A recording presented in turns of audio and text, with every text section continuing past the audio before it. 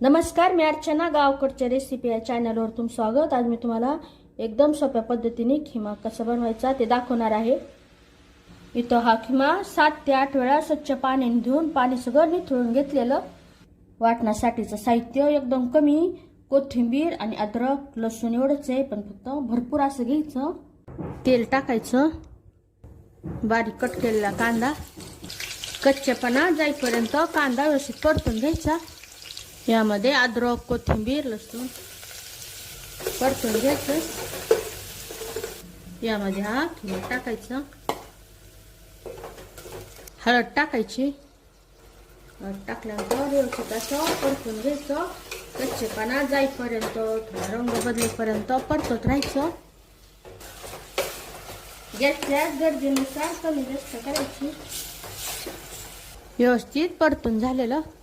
यामध्ये घरगुती मसाला, काळं तिखट. तुमच्याकडं जर घरगुती मसाला नसेल तर मग अद्रक कोथिंबीर लसूण टाकलं त्यावेळेस धनेपूड आणि कोणताही गरम मसाला असं तो टाकायचा. तिखट टाकल्यानंतर व्यवस्थित असं परतून घ्यायचं.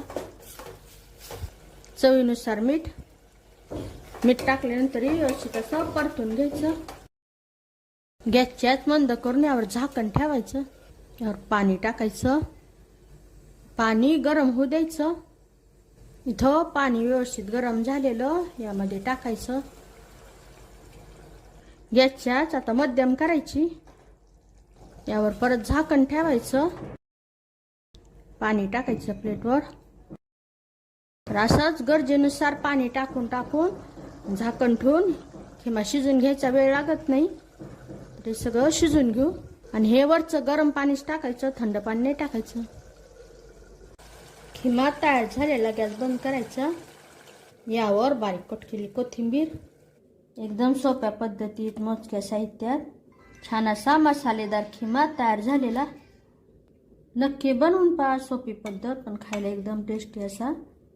रेसिपी आवडली तर चॅनलला सबस्क्राईब करा. चॅनलवरच्या बाकी रेसिपी जे आवडल्या तर त्यांनाही लाईक करा.